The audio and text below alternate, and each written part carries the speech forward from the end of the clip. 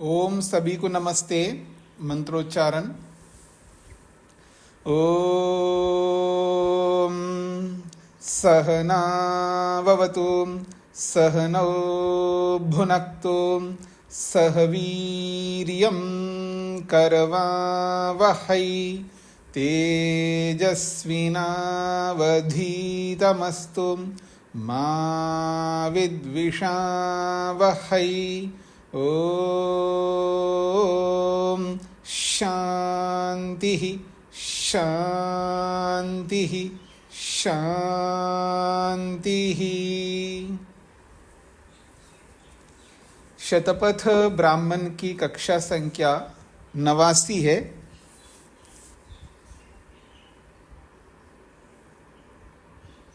प्रथम कांड के 9वें अध्याय का दूसरा ब्राह्मण चल रहा है। दूसरे ब्राह्मण के 30वें खंड तक हमने कल विचार किया है। कल के प्रसंग में 29वें और 30वें खंड में जो बातें कही गई है वो ये है कि बरही की आहुति देने की बात। 29वें खंड में कहा अथा बरही जुहोति। अब बरही यज्ञ किया जाता है। ये इसलिए किया जाता है, यज्ञ की समाप्ति में याग तो बहुत बड़ा याग होता ही है, दर्श पूर्णमास। तो यज्ञ के अंत में कुछ ना कुछ यज्ञीय द्रव्य बचे ही रहते हैं, बचे हुए रहते हैं। तो उसका सदुपयोग हो जाए उसके लिए ये बरही याग किया जाता है।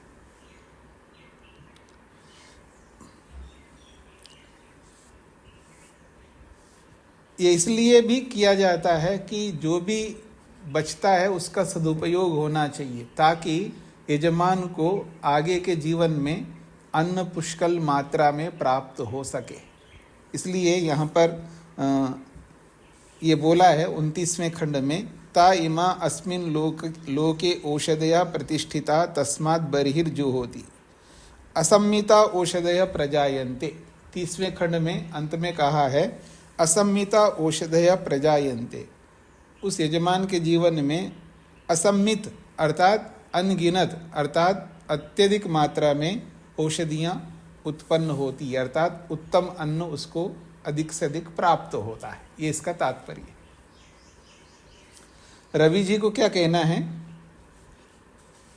नमस्ते स्वामी जी। ये 28वां खंड में जी ये देवों का विसर्जन करता है, ये समझ में नहीं आया स्वामी जी, किस तरह करते होंगे? देवों का विसर्जन का मतलब ऐसा कोई पानी में विसर्जन करना इस तरह का नहीं होता है। विसर्जन का मतलब जो जिन देवों के लिए आहुतियाँ दी गई है उन देवों को वहाँ से अब विसर्जन अर्थात उनको विदा करना एक अर्थ हो सकता है। दूसरा अर्थ है देव का मतलब जो याग में जो देवगण हैं, ये जो ऋत्विक गण हैं, उनका काम पूरा हो जाता है, उनको अवकाश दिया जाता है, यूँ कह सकते। इसका विसर्जन का मतलब ये। धन्यवाद स्वामी जी। अब मैं आगे बढ़ रहा हूँ जी। पृष्ठ संख्या 353 है, 31वां खंड है। तो ये जो बरही याग करता है, तो बरही का जब बरही को आहुत किया जाता है उस समय एक मंत्र बोला जाता है, उसको लेकर के यहाँ पर बोला जा रहा है स जुहोति। वह ऋत्विक आहुति प्रदान करता है बरही का। तो जब वो आहुति प्रदान करता है तो मंत्र बोलना है। तो मंत्र दिया जा रहा है यहाँ पर, सम बरही रंगताम अविषागृतेन समादित्यैर्वसुभि सम मरुद्भि सम इंद्रो विश्वे देवेभि अंगताम दिव्यम नभो गच्छतु यत् स्वाहा इति। ये मंत्र बोला गया है। तो ये जो मंत्र है ये विशेष मंत्र है। तो यहाँ पहले हम मंत्र को देखते हैं। यजुर्वेद के दूसरे अध्याय का ये 22वां मंत्र है, जो यहाँ 31वें खंड में जो आया है। यजुर्वेद के दूसरे अध्याय का ये 22वां मंत्र है। तो मंत्र अभी जो बोला है उसको दोबारा बोल रहा हूं मैं। संबर्हिरंक्ताम हविषाघृतेन समादित्यैर्वसुभिः समरुद्भिः समिन्द्रो विश्वे देवेभिः रंक्ताम दिव्यम नभो गच्छतु यत् स्वाहा। इस मंत्र का शीर्षक स्वामी दयानंद सरस्वती जी ने लिखा है, अग्नौ हुतम द्रव्यम अंतरिक्षस्थम भूत्वा केन चरति इति उपदिश्यते। अग्नि में दी गई आहुति रूपी द्रव्य जो है अंतरिक्ष को प्राप्त होकर के किस प्रकार से विचरण करता हुआ धरती पर आती है वो आहुति। तो स्वामी जी ने इसका जो अर्थ किया है संस्कृत में, उसका हिंदी में बोल रहा हूं। हे मनुष्य, तुम जब हवन करने योग्य द्रव्य को हविषा होम करने योग्य घृतेन घी आदि सुगंधि युक्त पदार्थ से संयुक्त करके हवन करोगे, तब वह आदित्य 12 महीनों वसुभि अग्नि आदि 8 निवास के स्थान और मरुद भी प्रजा के जनों के साथ मिलके सुख को समंगताम अच्छी प्रकार प्रकाश करेगा।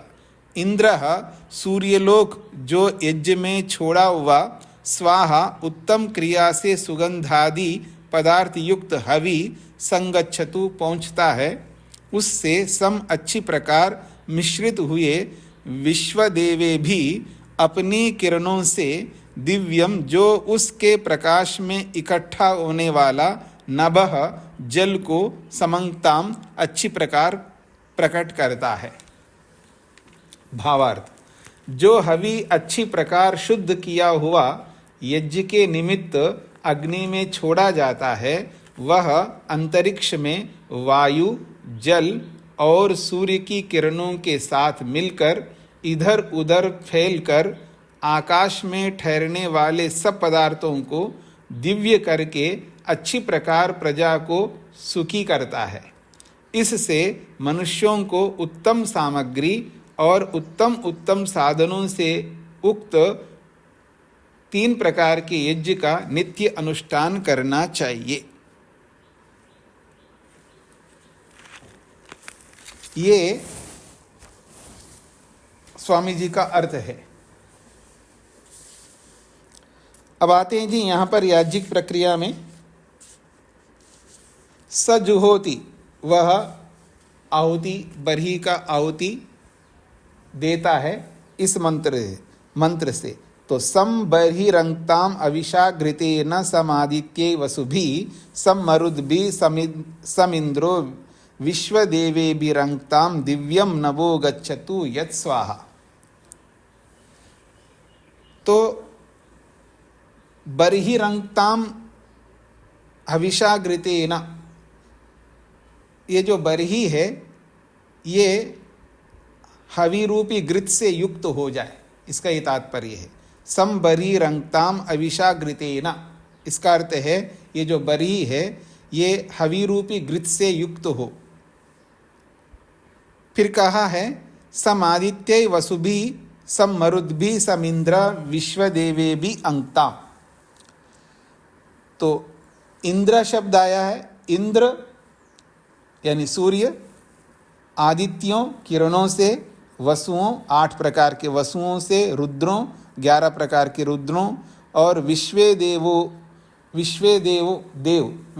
का मतलब समस्त किरणों से अंक्ताम संयुक्त हो जाए। जो स्वाहा आहुति दी गई है ये दिव्य आकाशीय जल को प्राप्त हो जाए, ये इसका ये तात्पर्य है। ये यहाँ का ये अर्थ है।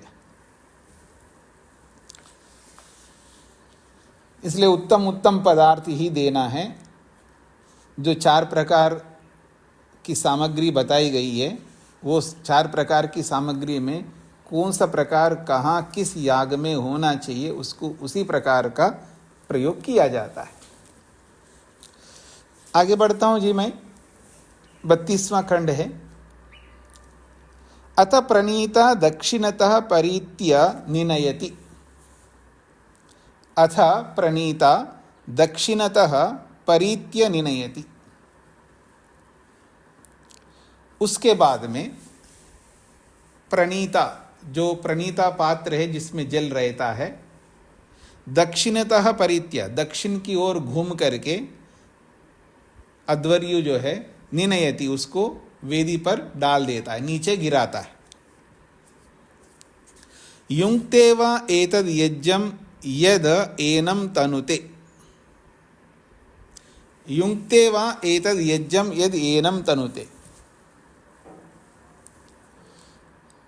तो कह रहे हैं अब यज्ञ को करता है वो, इसलिए क्योंकि वो यज्ञ को करता है, युंक्ते वा एतद् यज्ञं, इस तरह कर लेने से वो यज्ञ को जोड़े रखता है, उस यजमान को यज्ञ के साथ जोड़े रखता है, और वो पानी जो है एक प्रकार से यज्ञ का विस्तार करने वाला होता है।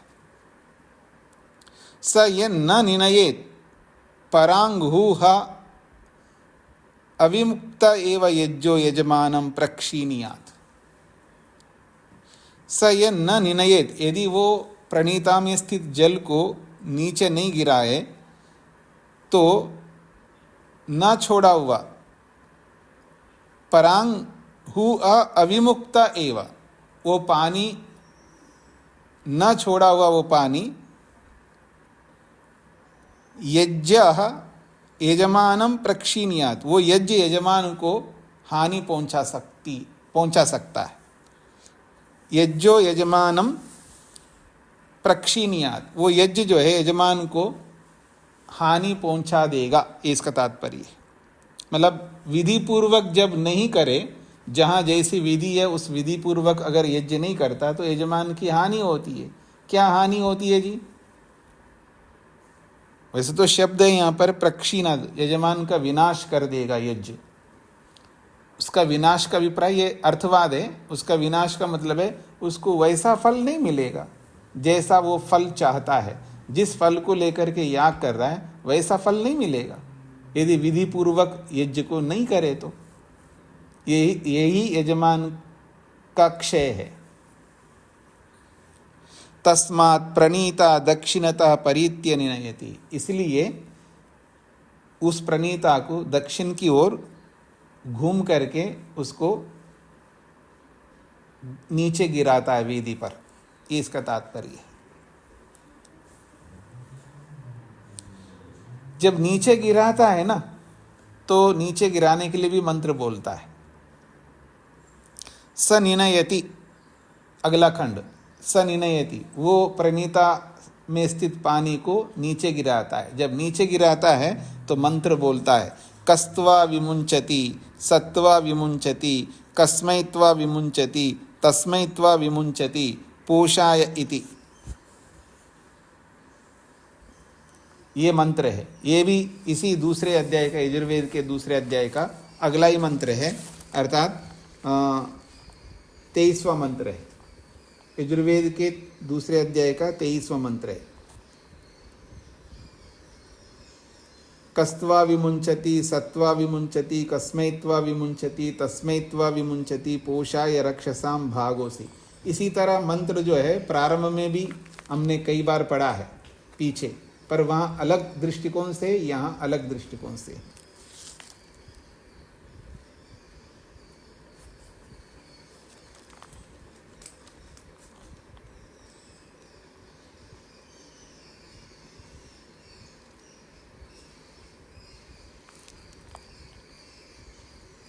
तो यहाँ पर स्वामी जी ने जो अर्थ किया है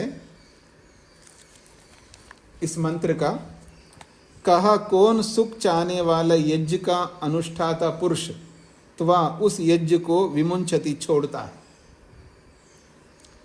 कौन सुख चाहने वाला यज्ञ का अनुष्ठाता पुरुष त्वा उस यज्ञ को विमुंचति छोड़ता है, अर्थात कोई नहीं। कौन सुख चाहने वाला यज्ञ का अनुष्ठाता पुरुष उस यज्ञ को विमुंचति छोड़ता है, अर्थात कोई नहीं छोड़ सकता। जो सुख देने वाला उसको कौन छोड़ेगा जी?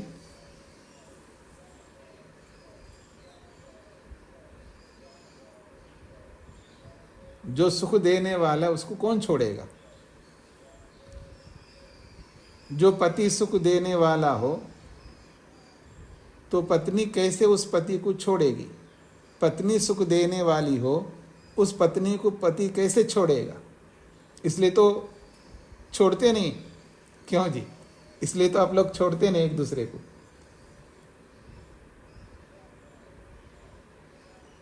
पर इसमें नहीं भी छोड़ना चाहिए। हाँ जी, मेरी बात को सुन लीजिएगा। नहीं भी छोड़ना चाहिए और छोड़ना भी चाहिए। ये दुगला वचन कैसे जी? एक ओर से कहा जा रहा है नहीं छोड़ना चाहिए और छोड़ना भी चाहिए। जब तक कर्तव्य है तब तक नहीं छोड़ना चाहिए, जब कर्तव्य पूरा हो जाए तो छोड़ देना चाहिए। हाँ, क्यों जी? सिर हिलाते रहना लेकिन छोड़ना नहीं। हाँ जी, तो यहां पर कहा जा रहा है कौन सुख चाहने वाला यज्ञ का अनुष्ठाता पुरुष उस यज्ञ को छोड़ता है, अर्थात कोई नहीं। और जो कोई यज्ञ को छोड़ता है, और जो कोई यज्ञ को छोड़ता है त्वा उसको सह यज्ञ का पालन करने आ रहा परमेश्वर भी विमुंचति छोड़ देता है। कितनी अच्छी बात कही है। जो यज्ञ को छोड़ देता है तो यज्ञ का पालन करने हारा परमेश्वर भी उस छोड़ने वाले को छोड़ देता है। देखिए, यज्ञ का पालन करने आ रहा परमेश्वर, परमेश्वर भी यज्ञ करता है जी। यज्ञ का पालन करने हारा परमेश्वर भी उस यज्ञ को छोड़ने वाले को छोड़ देता है। जो यज्ञ का करने वाला मनुष्य पदार्थ समूह को यज्ञ में छोड़ता है, जो यज्ञ का करने वाला मनुष्य पदार्थ समूह को यज्ञ में छोड़ता है तो वह उसको कसमय किस प्रयोजन के लिए अग्नि के बीच में विमुंचति छोड़ता है? यज्ञ करने वाला जो मनुष्य है वो पदार्थ समूह का मतलब है उत्तम उत्तम सामग्री रूपी जो पदार्थ समूह है उसको यज्ञ में छोड़ता है। उसको कसमय किस प्रयोजन के लिए अग्नि के बीच में विमुंचति छोड़ता है? तो कहते हैं तस्मय, उससे सब सुख प्राप्त हो तथा पोषाय पुष्टि आदि गुणों के लिए त्वा उस पदार्थ समूह को विमुंचति छोड़ता है। मतलब यज्ञ करने वाला उत्तम उत्तम पदार्थों को यज्ञ में क्यों छोड़ता है? इसलिए छोड़ता है ताकि उसको सुख मिले, उसको क्या कहना चाहिए, उसको स्वर्ग मिले, उसको उत्तम उत्तम सुख प्राप्त हो जाए, इसलिए उनको छोड़ता है अग्नि में। फिर कहते हैं रक्षसाम दुष्ट प्राणियों का भाग अंश असी होता है। जो पदार्थ सबके उपकार के लिए यज्ञ के बीच में नहीं युक्त किया जाता, जो पदार्थ सबके उपकार के लिए यज्ञ के बीच में नहीं युक्त किया जाता, अर्थात जो पदार्थ यज्ञ के लिए नहीं होते हैं, वो पदार्थ किसके लिए होते हैं जी? रक्षसाम दुष्ट प्राणियों के अंश होता है वो, यानी दुष्ट प्राणियों के लिए होता है। उत्तम उत्तम पदार्थ यज्ञ में डाला जाता है और जो पदार्थ यज्ञ में नहीं डाला जाता है वो दुष्टों के लिए होता है, ये इसका तात्पर्य। भावार्थ में लिखते हैं स्वामी जी, जो मनुष्य ईश्वर के करने कराने व आज्ञा देने के योग्य व्यवहार को छोड़ता है, जो मनुष्य ईश्वर के करने कराने व आज्ञा देने के योग्य व्यवहार को छोड़ता है, वह सब सुखों से हीन होकर और दुष्ट मनुष्यों से पीड़ा पाता हुआ सब प्रकार दुखी रहता है। किसी ने किसी से पूछा कि जो यज्ञ को छोड़ता है उसके लिए क्या होता है? वह उत्तर देता है कि ईश्वर भी उसको छोड़ देता है। फिर वह पूछता है कि ईश्वर उसको किस लिए छोड़ देता है? वह उत्तर देने वाला कहता है कि दुख भोगने के लिए छोड़ देता है। जो ईश्वर की आज्ञा को पालता है वह सुखों से युक्त होने योग्य है, और जो कि छोड़ता है वह राक्षस हो जाता है। बड़ा अच्छा मंत्र है। बहुत अच्छा मंत्र है। तो आइए, ये कहा जाता है कस्त्वा विमुंचति सत्वा विमुंचति, कस्मैत्वा विमुंचति तस्मैत्वा विमुंचति। तो ये जो यहाँ पर प्रणीता में स्थित जल को जो नीचे डालता है, वो क्यों डालता है, इसके लिए मंत्र दिया है यहाँ पर। कस्त्वा विमुंचति, किस लिए वो उस पानी को डालता है। सत्वा विमुंचति, उसके लिए डालता है। कस्मैत्वा विमुंचति, उसके लिए डालता है। तो किसके लिए डालता है, तस्मैत्वा मुंचति, उसके लिए डालता है। तो याज्ञवल्क्य ने उत्तर दिया पोषाय इति पुष्टिम उत्तमाम यजमानाय। वो जो पुष्टि है उत्तम पुष्टि यजमान के लिए हो, यजमान की उत्तम पुष्टि हो, इसलिए ऐसा वो करता है। निराह, ऐसा ये मंत्र कहता है। आगे कह रहे हैं स येन एव प्रणयति तेन निनयति। स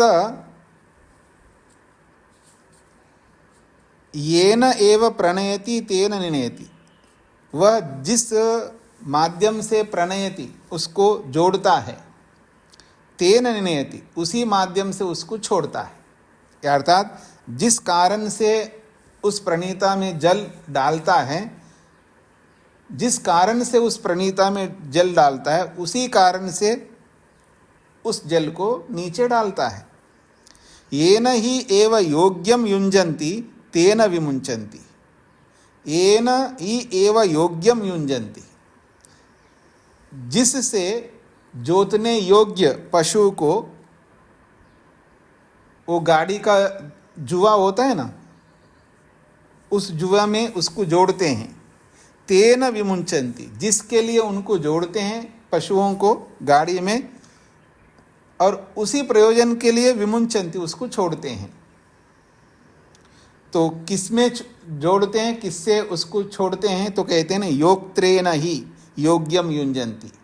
योक्त्र कहते हैं जो पशुओं को जिस जुए में जोड़ना होता है ना, उसको योक्त्र कहते हैं। रस्सी, जिस रस्सी में उसको जोड़ने योग्य पशुओं को जोड़ते हैं, उसी रस्सी से विमुंचन्ति। योक्त्रेन ही योग्यम युञ्जन्ति, योक्त्र से ही, रस्सी से ही जोड़ने योग्य पशुओं को युञ्जन्ति, जोड़ते हैं। योक्त्रेन विमुंचन्ति, और उसी रस्सी से उनको वापस छोड़ते हैं।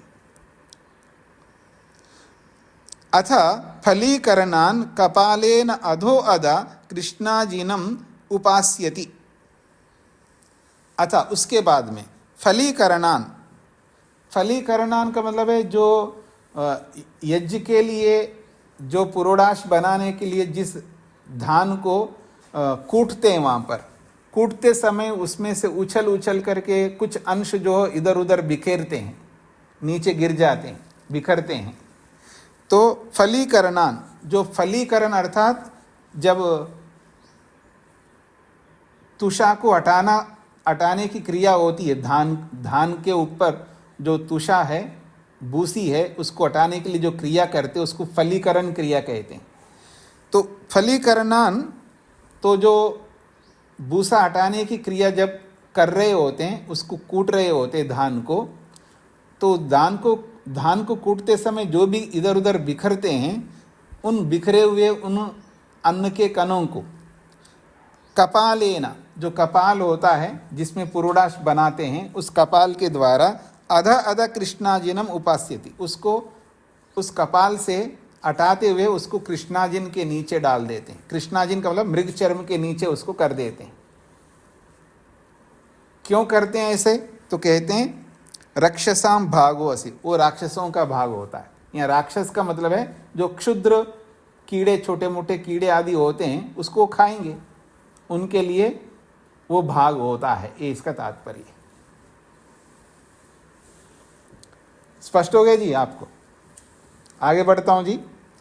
34वां खंड, मधु जी। जी स्वामी जी, सादर नमस्ते। जी। स्वामी जी, इसमें जो कहा मृग का छाल के नीचे फेंकता है, तो मृग तो पशु पक्षी की अ, त्वचा की बात हो रही है, किसकी बात हो रही है, नहीं समझ आया मुझे। मृग किसको कहते हैं? हिरन को जानवरों कहते को हैं। पंजे। तो हिरन का जो छाल होता है वो बिछाते हैं ना वहाँ यज्ञ में। लेकिन मृग कहते हैं हमें बेल्ट भी पहनकर लेदर के पर्स भी लेकर अंदर नहीं जाना चाहिए। आपने स्रोत ग्रंथों को पढ़ते समय वहाँ भूमिका में बहुत सारी बातें हुई इसके बारे में। आपने नहीं सुना होगा ना, उनको नहीं सुना है ना, इसलिए आप ये पूछ रहे हैं। ऐसा है कि आजकल जो है दो बातें हैं, क्योंकि आजकल जो भी बेल्ट आदि जो चमड़े के जो आते हैं, आज व्यापारीकरण हो गए ना, व्यापारीकरण यानी ग्लोबलाइजेशन के कारण से पशुओं को मार करके बनाते हैं आजकल, ठीक है, इसलिए उनका निषेध करते हैं यज्ञ में। लेकिन जो अपने आप मर गए हैं और उसका खाल निकाला है और उसको यज्ञ में प्रयोग किया जा सकता है, लेकिन आज ऐसा नहीं हो सकता, इसलिए आज तो हम रिस्क में हैं। आज कोई ऐसा लेंगे तो उसको पकड़ लेंगे, लेकिन प्राचीन परंपरा में तो ये सब यागों में प्रयोग करते ही थे। और आपको ये बता दूं, घी आदि बहुत सारे खाद्य पदार्थों को चमड़े के बर्तनों में रखते थे पहले। कभी सुना है आपने? नहीं सुना है ना? हाँ, तो आप नगरों में रहे ना, तो इसलिए आपने नहीं सुने होंगे। गाँव में पहले आज से मैं गांव में रही हूँ। गाँव में रही तो आपने नहीं देखा होगा, आपने ध्यान नहीं दिया होगा। हमने तो साक्षात देखा है। तो मैंने ओखल भी करा है, जो बता रहे सब मैंने किया है। तो ये नहीं देखा होगा ना, हमने तो देखा है। चमड़े के पात्रों में रखते थे पहले, घी भी रखते थे, पता नहीं क्या क्या रखते थे खाद्य पदार्थ। तो उस समय जंगल बहुत होते थे, पशु अपने आप मर जाते जंगलों में, तो उसका खाल निकाल करके प्रयोग करते थे, उनको शुद्ध करके। उसकी अलग प्रक्रिया होती है, ऐसे वो गंदा नहीं होते हैं, वो उसको प्रयोग करने योग्य बना करके फिर उसका उपयोग तो करते थे। हम लोगों ने भी किया है, देखा भी है। तो आज के दृष्टि से आप जो कह रहे हो वो ठीक है, उस तरह कर सकते हैं, उसको उपयोग नहीं कर सकते, नहीं करना चाहिए वर्तमान में, क्योंकि हमें पता नहीं है कि उनको मार के लाया या बिना अपने आप मरे हुए का लाया। तो मरे हुए का कौन लाएगा आजकल? इतना व्यापारीकरण हो गया है, तो आजकल तो मार करके लाते हैं। जी धन्यवाद स्वामी जी। आगे बढ़ता हूँ जी। 34वां खंड है। देवाश्च व असुराश्च उभये प्राजापत्य पस्पृधिरे एतस्मिन् यज्ञे प्रजापतो पितरि संवत्सरे अस्माकमयं भविष्यति अस्माकमयं भविष्यति इति। वही अनेक बार पीछे भी आया था। देवाश्च व असुराश्च उभये प्राजापत्य पस्पृधिरे। देव और असुर ये दोनों ही प्रजापति के संतानें थी और दोनों हमेशा पस्पृधिरे ये लड़ाई करते थे। क्यों लड़ाई करते थे? एतस्मिन् यज्ञे प्रजापतो पितरि संवत्सरे। ये जो प्रजापति का, जो हमारे पिता प्रजापति का ही ये संवत्सर रूपी यज्ञ है, इस यज्ञ में अधिकार किसका है? प्रजापति के इस यज्ञ में अधिकार किसका है? तो अस्माकम अयम भविष्यति, अस्माकम अयम भविष्यति। ये यज्ञ हमारे लिए, ऐसा देवलोगों ने कहा नहीं, ये जो यज्ञ है ये हम करने वाले हैं, ये यज्ञ हमारा है। असुरों ने कहा नहीं, ये आपका नहीं, ये हमारा है। ऐसे दोनों लड़ने लगे। स्पष्ट हो गया जी? ये प्रक्रिया है, पीछे भी इसी प्रकार अनेक बार आया है। अब आगे कहते हैं ततो देवाः सर्वं यज्ञं संवृज्य। अब दोनों लड़े तो जीत किसकी होती है जी? देवों की होती है। ये हमेशा जग जाहिर है। अच्छाई की जीत हमेशा होती है, बस जिताने वाले होने चाहिए, और जिताने के लिए धैर्य चाहिए। जब तक जीत नहीं होती तब तक धैर्य बनाए रखना होता है। धैर्य जो भी खोएगा वो हार जाएगा। भले आपके पास मैं तो सत्य हूँ, मेरे पास सच्चाई है, मैं जीतूंगा, अपने आप नहीं जीत सकते। आज उसको जिताना पड़ता है। और आज ही नहीं, ये आदिकाल से चला आ रहा है। सत्य को जिताना पड़ता है, नहीं तो दुष्ट एक भी हो और वो 10 सज्जनों को मार डाल सकता है। तो इसलिए हमें जिताने के लिए मेहनत करना होता है, धैर्य रखना पड़ता है। मैं गलत नहीं हूं तो अपने आप को साबित करने के लिए बहुत धैर्य रखना पड़ता है, चाहे 2 व्यक्तियों के बीच में हो, चाहे कितने लोगों के बीच में हो। यदि आपका पक्ष सत्य है, इसका ये अर्थ नहीं कि आप निश्चिंत होकर के रह जाएंगे। उसके लिए आपको बहुत मेहनत करके अपने आप को सुरक्षित रखते हुए जिताना ही होगा, नहीं तो आप हार जाओगे। इसलिए दोनों ने लड़ाई की है तो देवों ने जीत लिया है जी। तो यहाँ पर बोला है ततो देवा सर्वम यज्ञम संवृज्या, देवों ने सब यज्ञ को अपना सत्व कर लिया है। संवृज्य का मतलब है उनको अपने अधिकार में ले लिया है। अथ यत् पापिष्टम यज्ञस्य भागधेयम आसीत, और जो यज्ञ का जो पापिष्ठ भाग था, अर्थात जो यज्ञ का जो बेकार का भाग, जो उपयोगी अनुपयोगी जो भाग था यज्ञ का, अथ यत् पापिष्टम यज्ञस्य भागधेयम आसीत, जो यज्ञ का जो अनुपयोगी भाग था उस भाग को असुरों को दे दिया उन्होंने। तेन एनान निरभजन अस्ना पशोः, तेन एनान निरभजन अस्ना पशोः, जैसे यज्ञ के अस्ना पशोः, पशु का जो भाग होता है, यज्ञ के अंदर जो पशु का भाग होता है, अर्थात जो भूसी आदि होती है ना, जैसे धान को हमने कूटने के बाद जो चावल होता है हम ले लेते हैं, उसका जो भूसा का भाग जो होता है वो पशुओं को देते हैं। तो वैसे अस्ना का अर्थ लोग रक्त लेते हैं, पर यहाँ अस्ना का मतलब वो है पशु अस्ना, पशु का जो भाग है, अस्ना भाग अर्थात जो भूसा वाला जो भाग है, वो भाग जो है उनको दे दिया असुरों को। उसी के लिए कहा जा रहा है फलीकरणैर हवि यज्ञात् सुनिर्भक्ता असन इति। कहते हैं फलीकरणैर हवि यज्ञात्, हवि यज्ञात् जो हवि यज्ञ के जो चावल होता है, हवि यज्ञ का जो चावल होता है, उस चावल का फलीकरण, फलीकरण का मतलब है जब चावल कब बनता है, जब उसको कूटते हैं तो फलीकरण, जब धान को कूटने के बाद जो चावल का मुख्य भाग होता है, यानी चावल जो साबुत चावल जो होता है वो तो देवों ने ले लिया है, और जो फलीकरण से जो भूसा का भाग होता है उसके साथ में थोड़ा छोटे छोटे टुकड़े भी उस भूसे के साथ आते हैं। वो जो है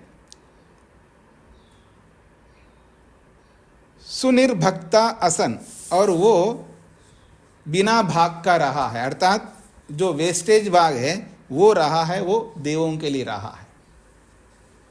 एष वै सुनिर्भक्तो यम भागिनम निर्भजन्ति, एष वै सुनिर्भक्ता, यही सुनिर्भक्त है। सुनिर्भक्त का मतलब है यज्ञ का ये बुरा भाग है, अर्थात यज्ञ का अनुपयोगी भाग। सुनिर्भक्ता का मतलब है जो यज्ञ के अनुपयोगी भाग है। यम भागिनम निर्भजन्ति, जिस भाग को उनके लिए, असुरों के लिए विभाग किया जाता है। अतः यम अभागम निर्भजन्ति एव स तावशंसते, अतः यम अभागम निर्भजन्ति, जो अभागम निर्भजन्ति, जो भाग नहीं दिया जाता है, जो देने योग्य भाग नहीं दिया जाता है जिनको, एव स तावशंसते, उसी भाग को पाने के लिए वो आशा करता है। मतलब जो भाग देने योग्य होता है जब वो दिया नहीं जाता है, उसी के लिए व्यक्ति मेहनत करता है, उसको पाने के लिए हड़ताल करता है, उसको पाने के लिए बहुत कुछ करता है व्यक्ति। जैसे ये जो कर्मचारी होते हैं ना जी, कर्मचारी का मतलब कौन से कर्मचारी? इंजीनियर भी हो सकता है, डॉक्टर भी हो सकता है, कोई भी कर्मचारी जो सरकारी हो या प्राइवेट के हो, कंपनियों में हो या सरकार में लगे हुए जितने भी कर्मचारी हैं, भले ही वो प्रधान ग्राम सेवक भी क्यों ना हो, वो सब कर्मचारी है। तो वो जब उनका भाग जब नहीं मिलता है तो वो लड़ाई करते हैं, हड़ताल करते हैं। तो उसी के लिए यहाँ पर बोला जा रहा है अतः यम अभागम निर्भजन्ति, जिसको अभागम अर्थात जो भाग नहीं दिया जाता है, ऐसे भाग के लिए तावत स शंसते, उसकी आशा करता है, उसको पाने की चाह रखता है वो, और उस चाह को रख करके वो बोलता है किम माँ बभक्था, किम माँ बभक्था, आप तुमने हमको कौन सा भाग दिया। जो हड़ताल करते हैं तो उनके लिए क्या कहते हैं, समझौता भी करते हैं ना जाकर के, और समझौता करने के बाद वो कहते हैं ये जो दे रहे हो ना ये हमको नहीं चाहिए, फिर वापस चले जाते कई बार। हमने क्या मांग रखा है और आप दिया क्या है। तो वो किम माँ बभक्ता, आपने हमको क्या दिया है, तुमने हमको कौन सा भाग दिया है, जो हमारे अनुपयोगी भाग दिया आपने। ये देवों से राक्षस यानी असुर लोग कह रहे हैं। स यम एव एभ्यो देवा भागम अकल्पयन तम एव एभ्य एषा तद भागम करोति। स यम एव एभ्यो देवा भागम अकल्पयन, जिस भाग को देवों ने जिनके लिए सोचा है, तम एव एभ्य एषा एतद भागम करोति, वही भाग उनको देंगे। उनके योग्यता के लिए जो भाग उनको देना चाहिए वही तो भाग देंगे, योग्यता से अधिक तो नहीं दे सकते। वो एक अलग बात है कि वहाँ पर अन्याय भी कर सकते हैं आज के ज़माने में, लेकिन देव लोग तो अन्याय कैसे करेंगे। देव तो वही होते हैं ना, सज्जन पुरुष होते हैं देव तो देव लोगों ने वही भाग उनके लिए रखा है जो भाग जिनके योग्य है। इस बात को ये पंक्ति कह रही है, स यम एव एभ्यो देवा भागम अकल्पयन, वह देवों ने यम जिस भाग को एभ्या इन असुरों के लिए अकल्पयन बनाया, देवा यम एभ्या भागम अकल्पयन, देवों ने जिस भाग को उन असुरों के लिए रखा था, तम एव एभ्या एषा एतद भागम करोति, और उसी को उन असुरों के लिए वो भाग दे दिया है। मतलब जो उनके लायक भाग था वही तो दे दिया है। तो आपके लिए जो भाग आपके लिए जो देने योग्य था वही हमने आपको दे दिया। अब आप पूछ नहीं सकते आपने हमको क्या दिया है, जो देने योग्य था वही तो दे दिया आप लोगों को। ये इसका तात्पर्य है। अतः यद अधो अधः कृष्णाजिनम उपास्यति, अतः यद अधो अधः कृष्णाजिनम उपास्यति, उसके बाद जो है जो कपाल के द्वारा उस बिखरे हुए जो अनुपयोगी खंड है चावल के भूसे के, उसको कृष्णाजिनम उपास्यति, वो कृष्णाजिन जो मृगचर्म है उसके नीचे किया जाता है, उसके नीचे उनको पहुंचाया जाता है। अनग्नौ एभ्य एतद अंधे तमसी प्रवेशयति, ऐसा क्यों किया जाता है तो कहते हैं अनग्नौ एभ्य, वो अग्नि में डालने योग्य नहीं है। अनग्नौ का मतलब है अग्नि में डालने योग्य नहीं है, इसलिए एभ्य उनके लिए एतद अंधे तमसी प्रवेशयति, उसको अंधकार रूपी तमस में उसको पहुंचाया जाता है, ताकि राक्षस लोग तो अंधकार में रहते हैं, तो जहाँ वो रहते वहीं उनको पहुंचाया जाता है उस अन्न को। ये इसका तात्पर्य है। स्पष्ट हो गया जी? आगे बढ़ता हूँ जी। ये शतपथ ब्राह्मण का पहला कांड संपन्नता की ओर जा रहा है। अंतिम अध्याय शुरू हो रहा है 9वें अध्याय का, प्रथम कांड का 9वें अध्याय का तीसरा ब्राह्मण। ये ब्राह्मण पूरा होते ही एक कांड पूरा हो जाएगा।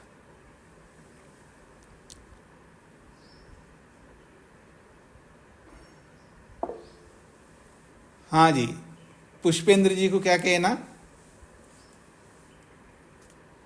नमस्ते स्वामी जी। जी स्वामी जी, ये जो नीचे गिरा हुआ फलीकरण के बाद जो अन्नादि है, इसको कपाल से करने का तात्पर्य ये नहीं कि जैसे देवों के लिए पुरोडाश में कपाल का उपयोग किया, ऐसे ही असुरों के लिए भी पुरोडाश से उसको अंदर हटाया? नहीं नहीं नहीं, वो कपाल से इसलिए कर रहे हैं क्योंकि हाथ से ना करना पड़े तो कोई साधन होना चाहिए, तो एक कपाल लेकर के उसको ऐसे जैसे करते हैं ना, उसके नीचे कर देते हैं। और वो जो आप बता रहे हो ऐसा उद्देश्य से करते हो, ऐसा इसका तात्पर्य नहीं है। बस कोई साधन चाहिए उनको दूर करने के लिए, तो कपाल का सहारा ले लिया उन्होंने, बस इतनी सी बात है। हाँ जी, अब 9वें अध्याय का 3रा ब्राह्मण, पहला खंड। संस्थिते यज्ञे दक्षिणतः परीत्य पूर्ण पात्रम निनयति।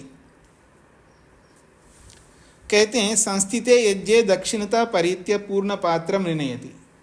उसी के साथ ये जोड़ते हुए आगे बढ़ाया जा रहा है, वो जो प्रणीता पात्र में स्थित जल को नीचे गिराना होता है, उसी को लेकर के आगे बढ़ाया जा रहा है। चंद्र जी को क्या कहना है जी? हाँ, नमस्कार स्वामी जी। जी मैं ये बोल रही थी कि जैसे अभी तक हमने ये पढ़ा है कि राक्षस भी हमारे अंदर होता है। नहीं, दोनों प्रकार से है ना, अंदर होने वाले राक्षस अलग होते हैं, बाहर होने वाले राक्षस अलग होते हैं। केवल एक ही प्रकार के राक्षस नहीं होते हैं ना। राक्षस अंदर होने वाली जो है वो राक्षस प्रवृत्तियां हमारी, जो काम क्रोध लोभ आदि, ये इनको राक्षस कहते हैं, क्योंकि ये राक्षस ये दुख देने वाले होते हैं। जितने भी दोष हैं हमारे अंदर, ये सब दुख देने वाले होते हैं। समस्त दोष हमें दुख ही पहुंचाते हैं, तो इसलिए इनको राक्षस बोला। ये अंदर के हैं, और बाहर के भी तो राक्षस होते हैं ना। बाहर के कैसे होते हैं जी? अरे कमाल करते हो आप। थोड़ा अपने वीडियो को ऑन करिए, अभी बता देता हूँ मैं। आपने वीडियो तो बंद किया, तो आप कौन है मेरे को पता ही नहीं लग रहा है। हाँ, तो आपकी सासू आदि कुछ लोग हैं? नहीं जी, मैं उनको भी राक्षस तो नहीं मानती, क्योंकि वो भी अच्छा सिखाते हैं। तो जैसे कि हमने हमारे अंदर के राक्षस का जो उभारा, वो भी उनके अंदर भी कभी कभी आ जाता है, तो उनको भी हम अंदर वाला राक्षस ही कभी कभी का मानेंगे। अच्छा, और दुख दे अगर सास दुख देने लगे तो? नहीं सर, ऐसा नहीं होता है कि दुखी अच्छा, आपके सास नहीं दे, लेकिन दुनिया में कोई ऐसी भी सास होगी ना जो दुख देती होगी, होती नहीं होती? जी, लेकिन मैं ये मानती हूँ, नहीं मेरी सास भी अभी नहीं है, मैं लेकिन जब बहुत सख्त थे, लेकिन उनसे मैंने बहुत कुछ सीखा है। मैं आपकी सास की बात नहीं कर रहा हूँ ना, मैं कह रहा हूँ दुनिया में और भी कोई ऐसी सास हो सकती है जो दुख देती हो। ऐसी मानते नहीं मानते दुनिया में, या कोई सास ऐसी नहीं होती जो दुख नहीं देती है? नहीं, दुख देते हैं, लेकिन वो सिखाने के लिए देते हैं। नहीं, इधर उधर मत जाइए, इधर उधर मत जाइए।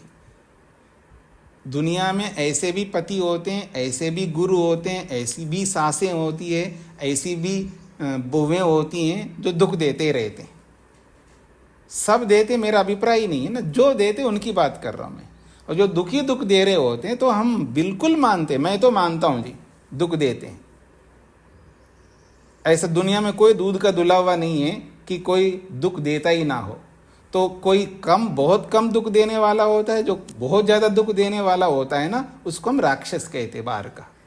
और जो दुष्ट लोग होते हैं, पापी लोग होते हैं, टेररिस्ट को आप क्या मानते? टेररिस्ट को क्या मानते आप? राक्षस होते हैं, क्योंकि वो दुख देते हैं। तो ऐसे बाहर के बहुत सारे दुख देने वाले होते हैं राक्षस। और थोड़ी देर के लिए मान ले हमारा ही पति है, वो थोड़ी देर के लिए दुख देता है हमको, बाद में सुख देता हो। जब तक दुख देता है तब तक वो राक्षसी होता है।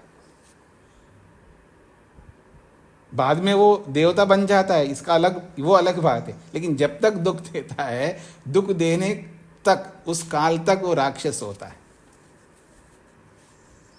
ठीक है जी। आगे बढ़ता हूं मैं। तो आपको अब पता लग गया है कि बाहर के भी राक्षस होते हैं। तो कहा जा रहा है जी, संस्थिते यज्ञे दक्षिणता परित्य पूर्ण पात्रम निनयति। संस्थिते यज्ञे, संस्थिति का अर्थ होता है समाप्ति। संस्थिते यज्ञे, यज्ञ के समाप्ति पर दक्षिणतः परित्य, दक्षिण की ओर अध्वर्यु जो है घूमकर पूर्ण पात्रम निनयति, प्रणीता में भरा हुआ जो पात्र है, प्रणीता में पानी भरा हुआ रहता है, उस पूर्ण पात्र को निनयति, वो वेदी पर नीचे डालता है। तथा उदंग भवति तस्मात् दक्षिणतः परित्य पूर्ण पात्रम निनयति। उदंग भवति, अगर वो पानी जो गिरता है वो उदंग भवति, वो उत्तर की ओर गिरता है।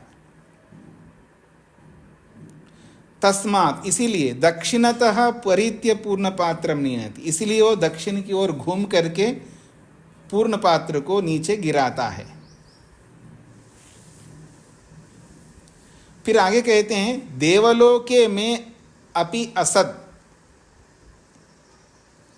मैं देवलोक को पहुंच जाऊं, देवलोक को प्राप्त हो जाऊं, ऐसा वो कहता है यजमान। यानी यजमान के लिए प्रार्थना की जाती है, यजमान देवलोक को प्राप्त हो जाए। इति वही यजते, इसलिए वो यज्ञ करता है।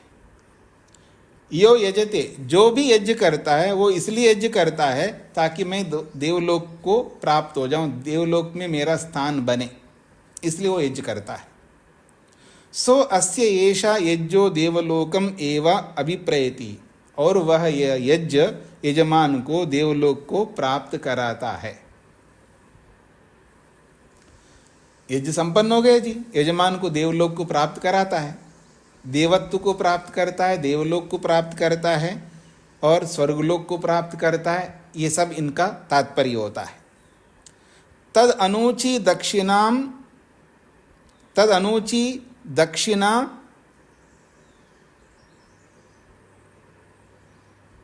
तद अनुची दक्षिणायाम ददाति, दक्षिणायाम ददाति, ऐसा है दक्षिणा, तद अनुची दक्षिणायाम ददाति सा एति, इसका ही तात्पर्य।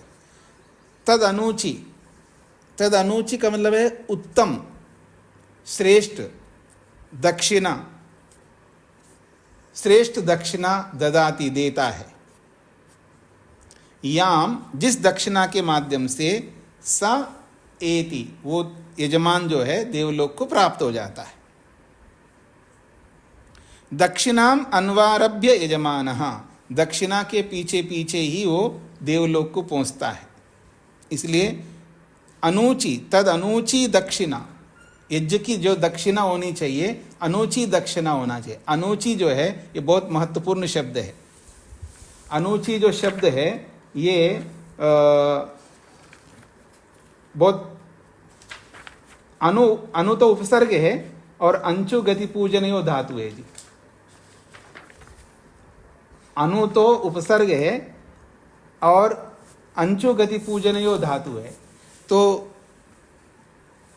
अनुची, तद अनुची, अनुची का मतलब है उत्तम, पूजनीय दक्षिणा।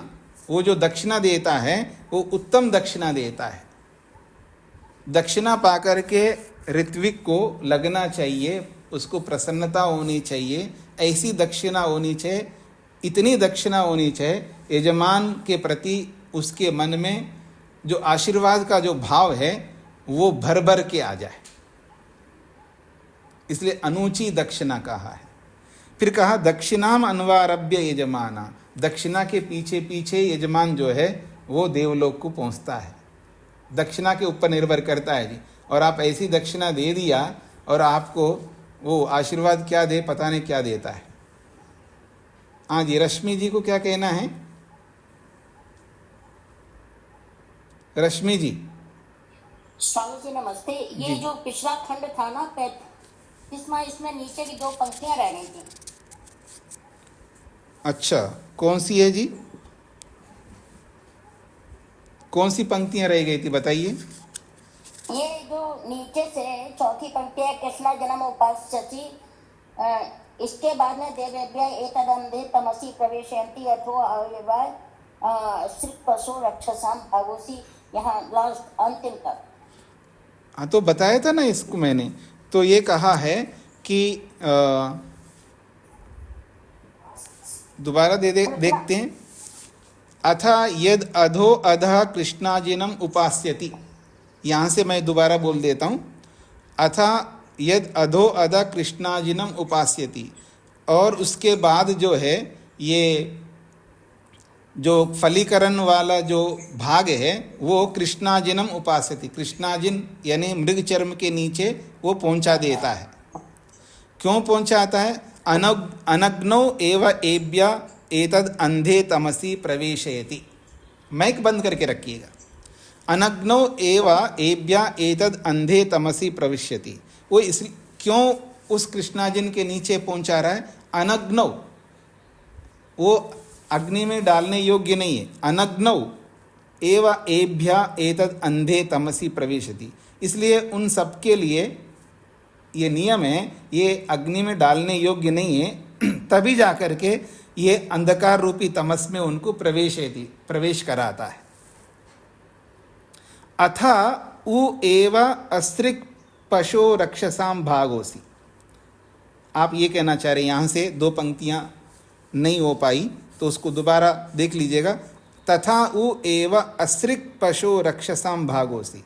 अथा उ एव अस्त्रिक, इसलिए वो अस्त्रिक होता है, अर्थात अनुपयोगी होता है। पशो अस्त्रिक, पशु के खाने योग्य होता है वो एक प्रकार से, यानी यज्ञ के अयोग्य जो पदार्थ है वो अस्त्रिक होता है, अर्थात जिसको मंत्र में असना शब्द से कहा है वही अस्त्रिक है। पशु अस्त्रिक, वो पशु का जो है पशु के खाने योग्य होता है, और पशु का खाने योग्य होता है, इसलिए रक्षसाम भागोसी, वो राक्षसों का भाग होता है।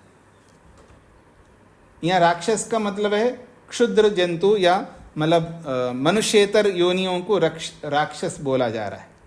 इति अनग्नौ अंधे तमसी प्रवेशयति, इसलिए वो अग्नि के अयोग्य वस्तुओं को अंधकार रूपी तम में उसको पहुंचाता है।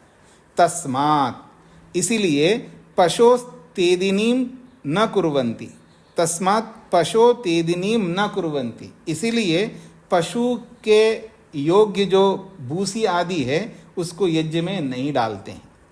क्यों नहीं डालते हैं? रक्षसाम ही सा भाग, वो राक्षसों का भाग होता है। ठीक बात है आपकी, ये दो पंक्तियां मैंने छोड़ दिया है। पूरा हो गया? जब ठीक हो गया रश्मि जी? जी स्वामी जी, हो गया। हाँ जी, हाँ जी। मधु जी को क्या कहना है? मधु जी को अच्छा कुछ कहना है? मधु जी, सॉरी, अनुची का एक बार अर्थ बता दीजिए। किसका? अनुची, अनुची, तद अनुची, अनुची जो है वो एक शब्द बनाया है, उस शब्द का अर्थ है पूजनीय, श्रेष्ठ, उत्तम। ऐसी दक्षिणा हो जो सब ऋत्विकगण उसको उत्तम माने, श्रेष्ठ माने, पूजनीय माने। ऐसी दक्षिणा नहीं होनी चाहिए जिसको पाकर के ऋत्विक के मन के अंदर द्वेष उत्पन्न हो जाए, उसके अंदर यजमान के प्रति जो आशीर्वाद जैसे निकलना चाहिए वो आशीर्वाद ना निकल करके बद्दुआएं निकले, ऐसा नहीं होनी चाहिए, इसका तात्पर्य। धन्यवाद। और हम लोग क्या सोचते हैं, अपने आप को अच्छा भी मानते हैं, मैं तो यथायोग्य दे रहा हूँ, वो यथायोग्य नहीं होता, अयथायोग्य को हम लोग यथायोग्य मानते हैं। ये सभी यजमानों को समझना चाहिए, क्योंकि आप में से बहुत सारे लोग यज्ञ आगादि करवाते रहते हैं, कुछ ना कुछ तो करवाते ही हैं। आप लोग हम तो यथायोग्य दे रहे हैं, वो यथायोग्य नहीं होता है वास्तव में। जो आपका बेटा हो वो जाता है कहीं, जिनको क्या बोलते हैं, बुलाया जाता है, वो जाकर के 500, 1000, 2000, 3000 ही लाता है एक विजिटिंग में। एक विजिट में वो इतना ही लाता है जितना आप वो पंडित को देते हैं। अगर इतना ही लाएगा तो आपका कैसे घर चलेगा? तो ऋत्विक का भी तो घर चलना चाहिए ना, उसका भी परिवार होता है। उसको आप समझते हैं हमने तो बहुत दे दिया, हमने यथा योग्य दे दिया, वो यथा योग्य नहीं होता है। सब देख रहा है परमात्मा, याद रखना। तो दिल खोल के देना चाहिए। हाँ जी, राजगोपाल जी को क्या कहना है? स्वामी जी नमस्ते जी। आप पहले ये जो राक्षस शब्द है वो कैसे भगवान पूरक अर्थ होता है इसका अर्थ बताए थे। राक्षस शब्द से बनता है नहीं, भगवान को भी कहते हैं और दुष्टों को भी कहते हैं। तो उसके लिए कुछ अलग सा व्याख्या करने की आवश्यकता है। नहीं, अलग प्रसंग के अनुसार अर्थ लिया जाता है ना। अच्छा, जहाँ जैसा प्रसंग होता है उसके अनुसार अर्थ लिया जाता है। थोड़ा उसको खोलो, जैसे आप बताएं। उसको खोलो, ये है ना। तो सत्यार्थ प्रकाश में लिखा है सैंधवम आनया, एक उदाहरण दिए ना, है ना, है ना। तो सैंधवम का अर्थ होता है घोड़ा और सैंधवम का अर्थ होता है नमक। और जब खाने के लिए बैठा है यजमान, तो सब्जी आदि में नमक कम है, तो वो कहता है सैंधवम आना है, तो आप घोड़ा ला करके थोड़ा खड़ा करेंगे वहाँ पर तो नमक ला के रखोगे। और जब खाना खा करके जब बाहर निकलने लगे तो फिर बोलता है सैंधवम आना है, तो आप नमक ला करके थोड़ा रखोगे वहाँ, आप वहाँ गाड़ी ला करके रखोगे। तो ये जैसा प्रसंग होता है वैसा ही उसका अर्थ लिया जाता है। ऐसे राक्षस का भी है। हाँ जी, कुसुम जी को क्या पूछना है? स्वामी जी नमस्ते जी। स्वामी जी, इस 35वें कांड में अर्थ में दे रखा है कि असुरों को पशु का रक्त और हवेली यज्ञ के चावल की पांडव भाग वाली भूसी ये दी थी, तो पशु का रक्त दिया था। उस पशु का रक्त लोग करते हैं, उसी को तो मैंने वो अर्थ किया है ना। जो चावल का जो ऊपर का जो भाग होता है ना, मतलब चावल मतलब भूसी निकल गए, उसके बाद में जो पॉलिश करते हैं तो उसका जो ऊपर का जो भाग होता है ना, जिसको हमें नहीं निकालना है। एक होता है अनपॉलिश्ड चावल, जो पॉलिश नहीं किया हुआ होता है, जिसको देख करके आपको लगता है कैसा चावल हम नहीं लेंगे। तो वो जो पॉलिश जब करते हैं उसके ऊपर जो निकला रहता है ना, उसको यहाँ पर बोला है। वो राक्षसों के लिए, उसको कुछ लोगों ने रक्त अर्थ कर लिया है। पकड़ में आया आपको? जी स्वामी जी, मान लो हम किसी को देख दिखाए ना, तो यूँ कहते भाई तुम्हारे यज्ञों में रक्त दिया जा रहा है। ये वाली बात हो जाती। तो आपने वो स्रोत ग्रंथों में नहीं पढ़ा हुआ? तो बहुत कुछ कहा गया है। हाँ, उसमें बहुत कहा था। तो बहुत कहा है तो हम उसको मानते नहीं ना। तो इसलिए वो तो कहेंगे कि प्रक्षेप भी तो होता है ना, मिलावट भी तो होता है ना। अब आदमी खुद मिलावट का हो गया तो उसको सब कुछ मिलावट ही करता रहता है। वो सबको मिलावट बना दिया उसने। हाँ जी, मधु जी को क्या कहना है? धन्यवाद स्वामी जी। अभी आपने अनुची का अर्थ बताया, बहुत अच्छा अर्थ है। लेकिन आपने ये भी कहा अभी कि हम यथा योग्य दक्षिणा दें। जी। यथा योग्य कैसे तय करें कि क्या है? कई बार सबकी स्थिति कैसी होती है? नहीं, कैसी का मतलब देखिए, क्या आता है? यथा योग्य का मतलब होता है आपका सामर्थ्य कितना है, उस सामर्थ्य के अनुसार दीजिए ना। आपका सामर्थ्य बहुत होता है लेकिन सामर्थ्य के अनुसार हम नहीं देते। मैंने उदाहरण दिया है ना, आपका बेटा विजिट करता है, उनको बुलाया जाता है, उनका जो भी काम है उस काम के लिए बुलाया जाता है। अगर उनको बुला करके मान लीजिए 2000 पकड़ा दें तो स्वीकार है आपके बेटे को? स्वामी जी, उसके लिए मैं एक बात कहूंगी, वो तेल निकाल लेते हैं तब जाके थोड़े से पैसे देते हैं। मतलब ये हम बच्चों को देख रहे हैं अपने घर में। जी। अब वो तो बात मैं यहाँ पर चरितार्थ नहीं करना चाहूंगी। मैं एक उदाहरण दे रहा हूँ, आप ठीक कह रहे हैं, लेकिन मुझे समझ नहीं आता कि हम कितना दें। नहीं। तो मैं हम लोग तो ये भी करते हैं कि आर्य समाज से जो दिया गया, फिर हम अपने पास से उसकी और भरपाई कर देते हैं। लेकिन उसका देखिए, कैसे करें? कोई तय करने का कोई यहाँ कोई पैमाना नहीं है, क्योंकि जो हम यज्ञ करते हैं वो सामान्य यज्ञ करते हैं। अगर जो हमने स्रोत ग्रंथों में जिन यागों का पढ़ा है वहाँ तय किया हुआ है अच्छा, वहां तय किया हुआ है, हमने स्रोत ग्रंथों में बहुत पढ़ा है, किस यज्ञ के लिए कितना वो निश्चित है, इतनी गायें देनी है, इतना 100 गाय देना, इतना देना, इससे भी कम है तो इतना देना, वो सब तय किया हुआ है। वो तो हम लोग करते नहीं है। तो ये तो सामान्य यज्ञ जो आप लोग कराते हैं, उसमें जो पुरोहित होता है उसकी योग्यता के हिसाब से उसका जो, क्योंकि हर पुरोहित एक ही योग्यता के नहीं होता, अलग अलग योग्यता के होते हैं, तो उनकी योग्यता को देख करके उसको इतना देना चाहिए ताकि वो आराम से जी सके। सर ठीक है स्वामी जी। वैसे मैं अपनी तरफ से ये कहना चाहूंगी कि जब वो हमारे यहाँ आते हैं, हम उनका देख के कि कितना खर्च करके आ रहे हैं, कितनी दूर से आ रहे हैं, इस तरह करके प्रयास करते हैं कि हम संतुष्ट नहीं, करने वो की- अच्छी बात है, अच्छी बात है। मतलब उसके पास भी बहुत अच्छा घर हो, उसके पास भी बहुत अच्छी गाड़ी हो, वो भी मतलब ढंग होना से। चाहिए। हाँ, बिल्कुल बिल्कुल, आप तो ठीक कह रहे हैं। उसके लिए वैसी दक्षिणा होगी तो तभी तो करेगा, अच्छा जिएगा।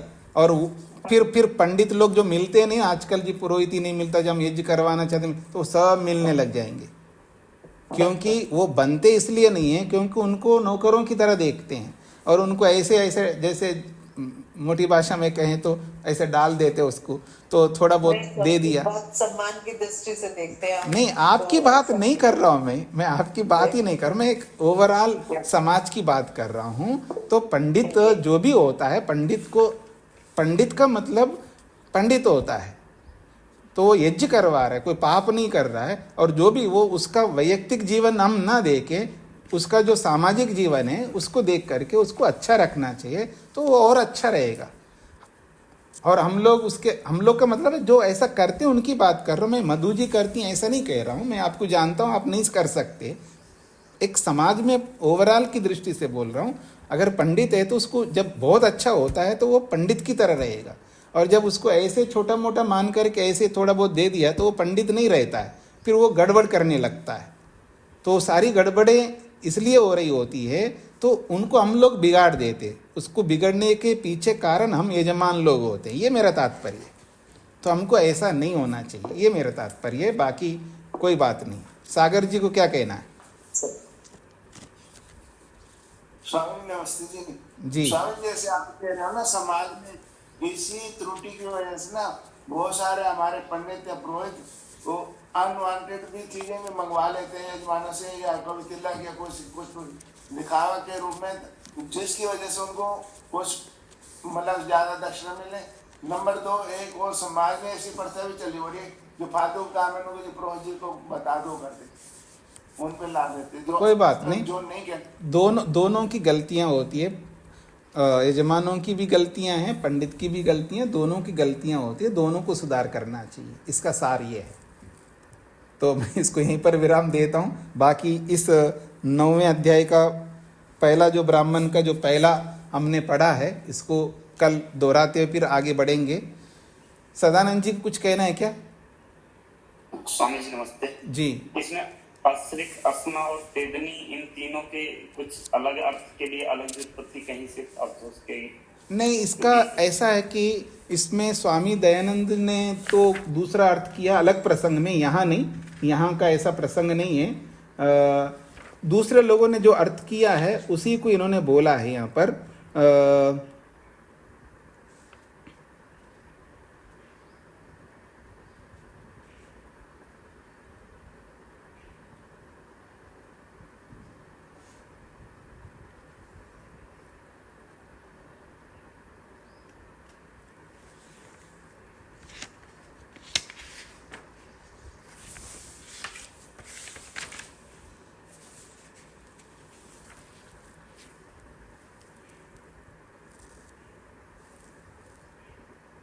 मोनियर विलियम्स ने तो रक्त लिया है जी, इसका अर्थ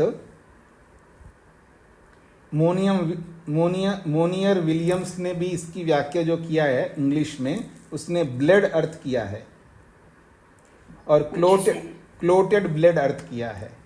और जूलियस ने भी गाढ़ा अर्थ ऐसा किया है। और स्वामी दयानंद सरस्वती जी ने ये तो 25वें अध्याय, यजुर्वेद के 25 अध्याय में इसका जो अर्थ है श्रवण क्रिया अर्थ किया है, श्रवण क्रिया। तो अलग प्रसंग में उन्होंने किया वहाँ पर। तो यहाँ पर दो लोगों का अर्थ है, जो मोनियर विलियम्स और जूलियस ने ये ब्लेड अर्थ किया है, पर यहाँ ब्लेड अर्थ नहीं है। यहाँ प्रसंग जो बोला जा रहा है, फलीकरण की बात हो रही है, तो उसी बात को यहाँ पर वो जो चावल के जो ऊपर का जो पॉलिश करने पर जो चावल का ऊपर का भाग है, यानी भूसा के अतिरिक्त जो ऊपर का भाग निकलता है, वो उस सहित जो भूसा है उसको लेना चाहिए यहाँ पर। ये भी कह सकते हैं कि पूरे 10 पौर्णमास हम शुरू से अभी तक पढ़ते आ रहे हैं, कहीं भी पशु का कोई उपयोग तो हुआ नहीं है। हाँ जी, नहीं हुआ। उसका अनुपयोगी हिस्सा हो सकता है यहाँ पे यह मिश्रण हो केवल, क्योंकि फलीकरण अलग देने के बाद फिर 3 जगह असना पशु हो, अस्त्रिक पशु हो और पशु तेजनी, ये 3 जगह पशु शब्द जोड़ करके जो अर्थ कर दिया है इन्होंने। नहीं, ये इसको जोड़ करके किया अर्थ ऐसा ना ले, जब इसकी संगति नहीं लग सकता हो तब हम इसको मिलावट मानेंगे। जब इसका अर्थ बन रहा है पशु अस्त्रिक, यानी पशु के खाने योग्य जो चीज है, ऐसा आपको लेना है। ठीक है सर। हाँ जी, जी। ओम शांति शांति शांति ही। हाँ जी, प्रेम जी को कुछ कहना था क्या? स्वामी इसी विषय में जैसे पहले आप बता चुके ना, स्वामी दयानंद ने भी बोला है जो ऋषि लोग होते हैं उनको जब